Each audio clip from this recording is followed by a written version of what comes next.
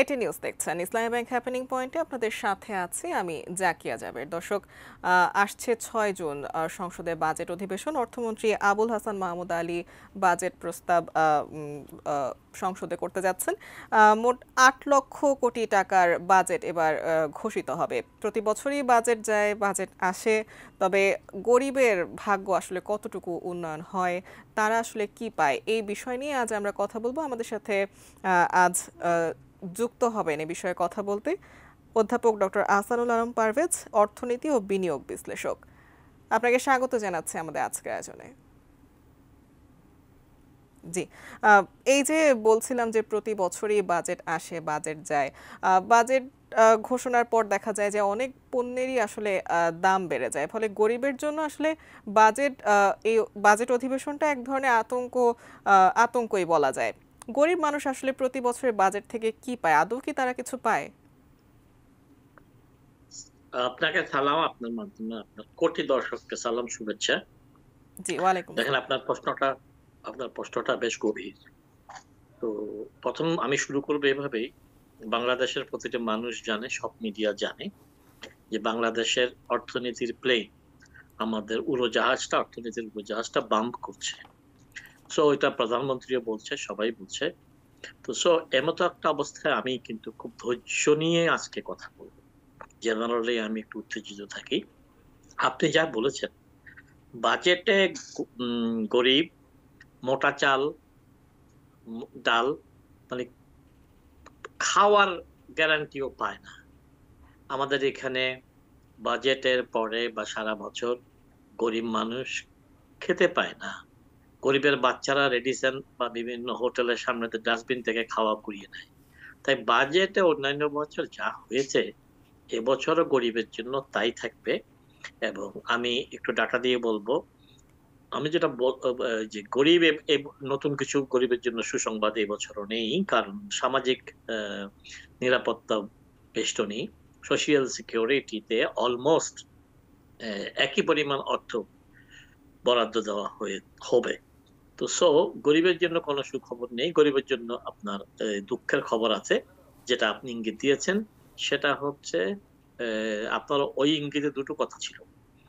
সেটা আমি প্রথম জিনিসপত্রের দাম বাড়ার কথায় আসতেছি। প্রত্যেক বছর বাজেটের পর জিনিসপত্রের দাম বাড়ে। এটা তিনটি কারণে বাড়ে। প্রথম জি, কথা হচ্ছে বাজেটকে ম্যানিপুলেট করে, জি, যাদের বাজেটকে ম্যানিপুলেট করার শক্তি আছে। তারপরে হচ্ছে বাজেটের সঙ্গে কারাপশন আছে। আমি মন্ত্রী, আমি এই বিষয়ে এমপি, আমি আমার বন্ধুকে বলবো আমরা এবার একটা ট্যাক্স বাড়াবো, তাই তুমি এলসি খুলে ফেলো আগেই। তার মানে জাহাজগুলো রেডি হয়ে আছে বাইরে, জাস্ট বাজেট আমি দাম বাড়িয়ে দেওয়ার পর ওনারা ঢুকবেন। সো এটা হচ্ছে বাজেট কারাপশন, বাজেট ম্যানিপুলেশন। আর এই বাজেটকে কেন্দ্র করেই টু পয়সা ইনকাম করা, এটা প্রত্যেকবারের মতন এবারও চলবে। ইনফ্লেশনের কারণে গরিবের পেটে লাথি পড়বে। সরকার চেষ্টা করবে গরিবকে অন্যান্য বছরের মতো খাইয়ে পরিয়ে বাঁচাতে। আপনি যে গরিবের আতঙ্কের কথা বলেছেন, 110 টাকার বাজেট, ডলার 117 টাকা, এখন 117 টাকা খোলা পণ্য আপনার গরিবের জন্য কঠিন হবে। তবে সরকার সচেষ্ট আছে সাবসিডি দিয়ে ভোগ্য পণ্য, গরিবের পণ্য আহ, বিলি করার জন্য সরকার ব্যবস্থা নিচ্ছে। এই যে গরিব মানুষের আসলে আতঙ্কের কথা আপনি বলছিলেন যে বাজেটের পরই সবকিছুর দাম যেভাবে বেড়ে যায়, বাজেট তাতে গরিবের জন্য বেশ আতঙ্কের একটি বিষয়। এই গরিবের চিন্তার সাথে বাজেট আসলে মেলে না কেন? কিংবা গরিব মানুষের উপকার ভোগী হবেন গরিব মানুষরা, সেভাবে কেন বাজেট ঘোষণা করা হয় না? প্রথম কথা হচ্ছে, আপনি বুঝে আমাকে ইচ্ছা করে একটু দুষ্টামি করে প্রশ্নটা করছেন। বাজেট তো গরিবকে মাথায় রেখে করা হয়। তো সেই জন্য বাজেটের বেনিফিশিয়ারি ক্লাস গরিব নয়। তাই এই বাজেট যেহেতু গরিবকে মাথায় রেখে করা হয় না, বাজেটের সুফল কখনো গরিব পায় না। বাজেটের সুফল যার আছে, তেলের মাথায় তেল। আর গরিবের জন্য খবরটা হচ্ছে এরকম, ক্ষুধার রাজ্যে পৃথিবী গদ্যময়। গরিব তার দুই বেলা খাওয়া মোটা চাল দিয়ে ওইটা জোগাড় করতে, বাচ্চা কাচ্চাকে স্কুলে পাঠাতে, চিকিৎসা করতে, ওইটা করতে সে হিমশিম খাচ্ছে। জি, এবং আমাদের এখানে এটা চলমান। এটা শুধু এখন নয়, এটা অতীতে চলেছে। সো গরিব এখানে বঞ্চিত। সো সেই জন্য আমার গরিব বান্ধব অর্থনীতিবিদ হওয়ার বা হিউম্যানিস্ট ইকোনমিস্ট হওয়ার দরকার পড়েছে, অর্থনীতির সীমানা ছেড়ে, যে গরিবের কথা, গরিব বান্ধব বাজেট, সাস্টেনেবল বাজেট। গরিব বান্ধব বাজেট না হলে ওই বাজেট সাস্টেনেবল হয় না। তো জি সো ওইটার জন্যই তো আমি যে চিৎকার করি। আমি তো কোনো রাজনৈতিক চিন্তা নেই, অর্থনীতির রাজনীতি আমরা চিন্তা করি, যে গরিব যেন বাঁচে। জি এই যে পাকিস্তান আমলে আমরা শুনে এসেছি যে 22টি পরিবারের হাতে দেশের সমস্ত সম্পদ কুক্ষিগত, যেটি কিনা বর্তমানে 22,000 পরিবারে এসে দাঁড়িয়েছে। এই যে 22,000 পরিবারের হাতে সমস্ত সম্পদ আর বাকি যে 17 কোটি মানুষ, এই যে বৈষম্যটি তৈরি হয়েছে, যেটি কিনা দিন দিন বেড়েই চলেছে, এটির আসলে কারণটা কি, কিংবা এই বৈষম্য কিভাবে কমিয়ে আনা যায়? এটা কিন্তু অবাক করা কোনো খবর নয়। ভারত, মিত্তাল, আম্বানি, গোয়েঙ্কা, আদবানি এরা আছে। আমেরিকা তো এই বৈষম্য আছে। জি আমাদের দেশে এত প্রকট ছিল না। পাকিস্তান আমলে 22টি কোটিপতি পরিবার ছিল। পরবর্তীতে সরকারের আস্তে আস্তে বিভিন্ন সরকারের সময় এটা 2200 পরিবারে উপনীত হয়েছে। এখন দুর্নীতিগ্রস্ত আমলা, এই যে পুলিশের কর্মকর্তারা, এই ইউনিভার্সিটির ভিসিরা, সচিবরা, দুর্নীতিগ্রস্ত ওসিরা, ডিসিরা, তো দুর্নীতিগ্রস্ত আমলাদেরকে যখন আপনি 50 কোটি টাকার বেশি এদের সম্পদ আছে, একাধিক ফ্ল্যাট আছে, বিদেশে ছেলে মেয়েরা পড়ছে, সো এই সংখ্যাটা গিয়ে 20,000-এর উপরে ক্রস করে একটা পর্যায়ে আছে। সো এটা আপনি যেভাবে বলতে চাচ্ছেন, সেটা হচ্ছে যে ইনকামের একটা চক্র আছে। মানে দেশের যেটা একটা উৎপাদন ব্যবস্থা, দেশের সেটা কৃষি থেকে শুরু করে ইন্ডাস্ট্রিতে, এই যে একটা ইনকামের ব্যবস্থা আছে, এটা, এই ইনকাম সাইকেলে কৃষক, গরিব শুধু আছে তি তি ব ব অথবা ট্র্যাক্টর, এখনো সে কৃষি অর্থনীতির উপরে থাকতেছে। গার্মেন্টস এর শ্রমিক হিসাবে আছে, পোর্টের শ্রমিক হিসাবে আছে, দারোয়ান হিসাবে আছে, বুয়া হিসাবে আছে। এরা এখনো নির্ভরযোগ্য একটা আয় নাই। আমাদের বেকার আছে ধরেন সরকারের হিসাবে 2 কোটি, ওয়ার্ল্ড ব্যাংকের হিসাবে 3 কোটি, কিন্তু আমাদের এখানে প্রচ্ছন্ন বেকার বলে একটা কথা আছে। তো আপনার বেকারের প্রচ্ছন্ন বেকার, বেকার মানে একেবারেই যার কোনো কাজ নেই। আর প্রচ্ছন্ন বেকার হচ্ছে যে সিজনালি চাকরি পায়, লেবার, সিজনাল কৃষি দেশে কাজ করে, অন্য সময় সে বসে খায়। তো সবকিছু মিলে আমাদের যে ব্যাংক ব্যবস্থা থেকে টাকা তোলা, আমাদের নারীদেরকে উদ্যোক্তা হিসেবে সামনে আনা, এগুলোর ক্ষেত্রে সব জায়গায় কিন্তু সেই কোটিপতিরা, তারাই বাড়ি করতেছে, তারাই টিভি স্টেশন করতেছে, তারাই ব্যাংক করতেছে। তো সো তারাই ইনকামিং ইনকাম জেনারেটিং মেশিনের পাইলট। তো এই গরিব সেখানে একটা কি বলবো সাইড ডিশ। তো সো আপনার বাহক, এইটা গরিব বান্ধব অর্থনীতি যদি না হয়। জি গরিব বান্ধব অর্থনীতি আমাদের প্রধানমন্ত্রী বলেছিল একসময় প্রতিটি ঘরে একটা একটা ছাগল দেবে, প্রতিটি ঘরে একটা একটা চাকরি দেবে।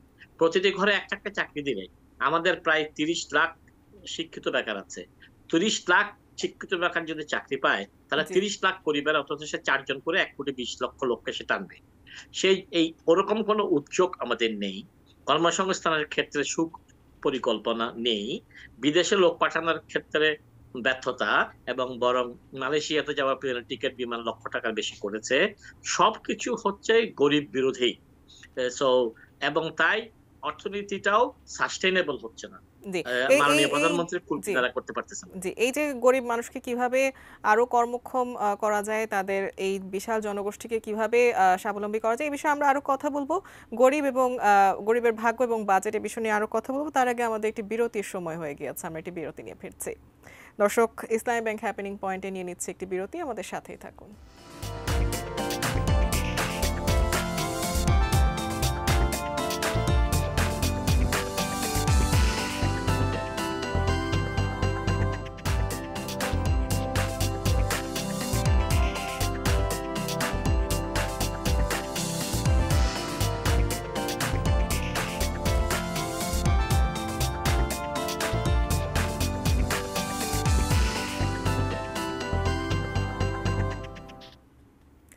এটি নিউজ দেখছেন, ইসলামী ব্যাংক হ্যাপেনিং পয়েন্টে আপনাদের সাথে আছি আমি জাকিয়া জাবের। দর্শক, আজ আমরা কথা বলছি গরিবের ভাগ্য এবং বাজেট, এবং এ বিষয়ে কথা বলতে আমাদের সাথে আজ যুক্ত হয়েছেন অধ্যাপক ডক্টর আহসানুল আলম পারভেজ, অর্থনীতি ও বিনিয়োগ বিশ্লেষক।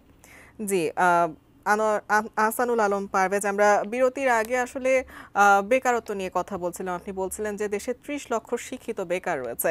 একটু যদি জানতে চাই যে আমরা গত বাজেটে শুনেছি ২০৩০ সালের মধ্যে ৩ কোটি কর্মসংস্থানের মাধ্যমে এই যে বেকারত্ব নিরসন কিংবা কর্মসংস্থানের ব্যবস্থা করা হবে।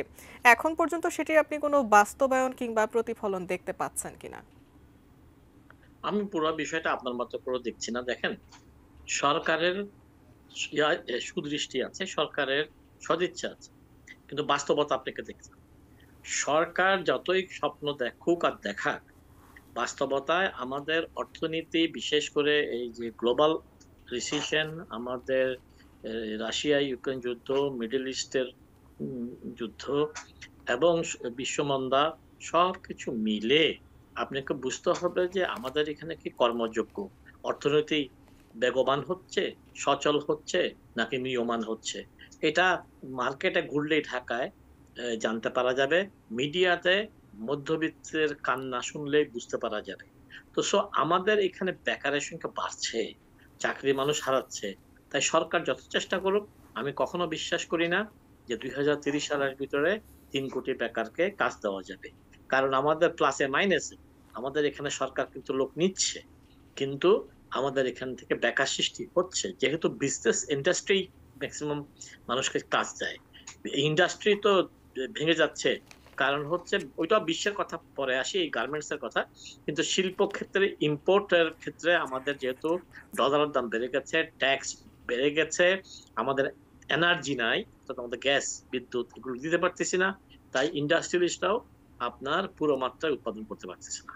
তো সবকিছু মিলে উৎপাদন যদি পুরো মাত্রা না হয়, ম্রিয়মাণ হয়, ক্যাপাসিটি ইউটিলাইজেশন যদি না হয়, তার মানে এটা আন্ডারস্টুড ওই উৎপাদন সক্ষমতার সাথে যারা জড়িত তারা কর্ম হারিয়েছে।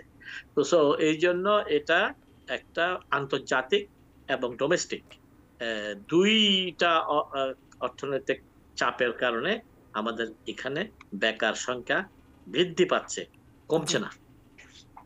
আচ্ছা, একটু যদি এই বাজেটের কর হারের বিষয়টি আমরা আলোচনায় আনি। শোনা যাচ্ছে যে বিভিন্ন ধরনের পণ্য এবং সেবার উপর যে কর হার সেগুলো আরো বৃদ্ধি পেতে যাচ্ছে। আইএমএফ এর যেহেতু বিভিন্ন ধরনের শর্ত রয়েছে। একটু যদি আমি জানতে চাই যে ধনী মানুষের যে ট্যাক্স এবং গরিব মানুষের ট্যাক্স দুটো কি আলাদা করা যায় কিনা? প্রথম কথা হচ্ছে আইএমএফ কে দোষ দিয়ে লাভ নেই। আইএমএফ আমাদের বিশৃঙ্খল অর্থনীতিকে শৃঙ্খলা ফিরিয়ে আনতে চাচ্ছে, দুর্নীতিগ্রস্ত ভঙ্গুর অর্থনীতিতে দুর্নীতি কমাতে চাচ্ছে। জি, কিন্তু সমস্যা হলো সরকার আরো বড় বাজেট করতে চেয়েছে। আইএমএফ এর চাপেই মাত্র ৩৫,০০০ কোটি টাকার বাজেট বৃদ্ধি পেয়েছে। অর্থাৎ আমি বলতে চাচ্ছি অ্যারাউন্ড 5% বাজেট বৃদ্ধি পেয়েছে। এটা নজিরবিহীন। জি, এখন যেটা ঘটনা, আপনি আকারে প্রকারে বলতে চাচ্ছেন যে সরকারের তো এই টাকারই জোগানের ব্যবস্থা নাই, যার জন্য সরকার ব্যাংক থেকে লোন নেবে। ব্যাংক থেকে লোন নিলে আবার প্রাইভেট সেক্টর লোন পাবে না। আবার ওই একই কথা, আমার ব্যবসা বাণিজ্য শিল্পায়ন ম্রিয়মাণ হবে, ছোট হবে, সংকুচিত হবে। এবার আসেন, আপনি যে কথায় আসতেছেন, আমাদের এখানে সবসময় ট্যাক্স ইনজাস্টিস হয়েছে। জি, ব্যাংকগুলো একদিকে বলতেছে টাকা নাই, ক্রাইসিস, আর একদিকে ব্যাংকের মালিকদের যে ডিভিডেন্ড পাওয়া, মালিকদের যে লাভবান হওয়া, জি, তাদের লাভ বন্টন, মুনাফা বন্টন দেখলে আপনি হকচকিয়ে যাবেন। তার মানে হচ্ছে এটা শুভঙ্করের ফাঁকি। জি, আমরা ব্যাংকিং সেক্টরকে ডুবে যাচ্ছে বলতেছি, অথবা মালিকরা কিন্তু বড়লোক হচ্ছে। এখন এটার কারণ কিন্তু কর্পোরেট ট্যাক্স আপনার তুলনায় ব্যক্তি ট্যাক্স অনেক হাই। আপনার কাছ থেকে সুযোগ পেলেই সরকার 15% ট্যাক্স কেটে নেবে। এবং আপনি এই যে এবারে সরকারকে ঝাপ্পা মারতে হবে, এনবিআর এর উপরে নির্ভর করতে হবে। সরকার বিদেশি এই এই টাকা বেশি পাবে না। একটু দেখেন, এই যে এত বড় সাইক্লোন হয়ে গেল, ওয়ার্ল্ড ব্যাংকের কিছু বিস্কিট ছাড়া তেমন কোনো সাহায্য আসেনি। তো আমাদের প্রতি সবাই বৈরী মনোভাব দেখাচ্ছে। সো এখন এরকম একটা অবস্থায় সরকারকে টাকার উৎস হিসাবে এনবিআর ছাড়া কোনো গতি নাই। জি, অর্থাৎ ট্যাক্সের জাল বিস্তারণ করা, ট্যাক্স দিয়ে মানুষকে গলা চিপে ধরা, এটা ছাড়া সরকারের কোনো পথ নাই। যেহেতু উপরের ক্লাসের লোকরা সবাই ঘুষ দিয়ে ট্যাক্স থেকে বের হয়ে যায়, নেট থেকে, তো ওখানে গিয়ে আটকায় কিন্তু ওই মিডল ক্লাস এবং আরো গরিব যারা আছে, ট্যাক্সটা বৃদ্ধি করে গ্রামে গঞ্জে জি, তাদের উপরে যাবে। তো এই অর্থাৎ আমি বলতে চাচ্ছি ট্যাক্সের দড়ি দিয়ে ফাঁস আরো টাইট করা হবে। জি। একটু যদি জিডিপির প্রবৃদ্ধি অর্জনের বিষয়ে আসি, গরিব মানুষকে বাদ দিয়ে আসলে জিডিপির প্রবৃদ্ধি অর্জন করা কি সম্ভব কিনা? গরিব মানুষকে বাদ দিয়ে সম্ভব। আপনার শোষণমুক্ত সমাজ ব্যবস্থায় এটা সম্ভব না। আচ্ছা, নিপীড়নমূলক অর্থনৈতিক ব্যবস্থায় এটা সম্ভব। যে সবই যার আছে সে পাবে, যার নাই সে কিচ্ছু পাবে না। মানে জি, উইনার গেটস এভরিথিং।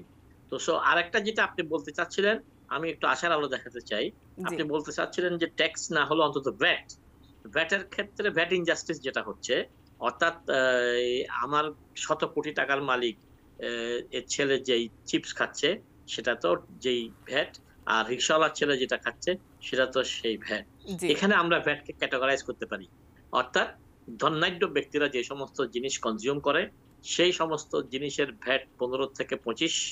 তারপরে মিডল ক্লাস যারা আছে তারা এখন এই ১৫% যেটা আছে সেটাই দেবে। অর্থাৎ মধ্যবিত্তরা যে সমস্ত জিনিস ব্যবহার করে। আর গরিব মানুষ যে সমস্ত জিনিস ব্যবহার করে সেটার ভ্যাটকে আপনি ১০% এ নিয়ে আসতে পারেন। তাহলে এইভাবে আপনার তাদের যে পণ্য ব্যবহার করে অন্তত তাদেরকে ৫ থেকে ১০% একটা সুবিধা আপনি দিতে পারেন। কিন্তু আমি সেরকম কোনো আলামত দেখতেছি না।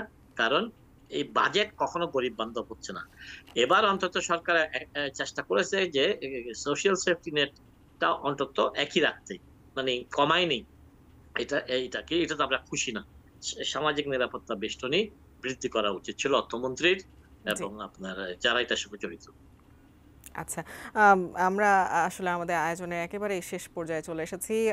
আমরা আরো কথা বলতাম বাজেট ও গরিবের ভাগ্য নিয়ে এবং কিভাবে আসলে গরিবের ভাগ্য উন্নয়ন করা যায় সে বিষয়ে আরো জানার ছিল। তবে আমরা আমাদের আয়োজনে একেবারেই শেষ পর্যায়ে চলে এসেছি। আপনাকে অসংখ্য ধন্যবাদ আমাদের সাথে আজ যুক্ত হবার জন্য।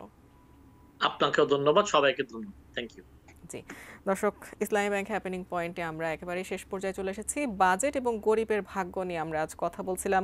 আমাদের সাথে কথা বলতে আজ যুক্ত হয়েছিলেন অধ্যাপক ডক্টর আহসানুল আলম পারভেজ, অর্থনীতি ও বিনিয়োগ বিশ্লেষক। আমাদের আজকের আয়োজন এখনকার মতো এই পর্যন্তই। এতক্ষণ সাথে থাকার জন্য সবাইকে ধন্যবাদ।